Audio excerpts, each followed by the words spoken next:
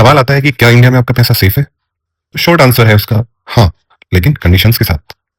India में RBI सब banks को रेगुलेट करता है, उनके लिए अलग अलग रूल्स बनाता है और गवर्नमेंट एक चीज देती है जिसे कहते हैं डिपॉजिट इंश्योरेंस।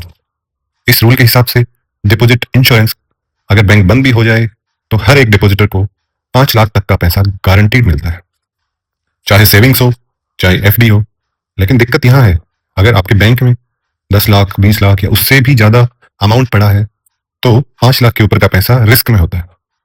इसीलिए असली सवाल ये नहीं है कि बैंक सेफ है या नहीं, असली सवाल ये है क्या आप स्मार्ट हो या नहीं।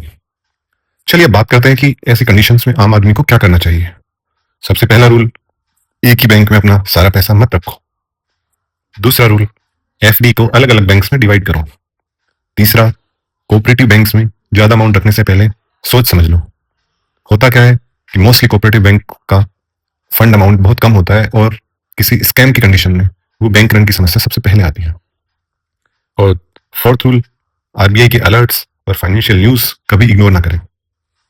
याद रखें, बैंक तभी पैसा नहीं देता जब सिस्टम फेल होता है, और सिस्टम तब फेल होता है जब लोग बिना सोचे समझे पैनिक करते हैं।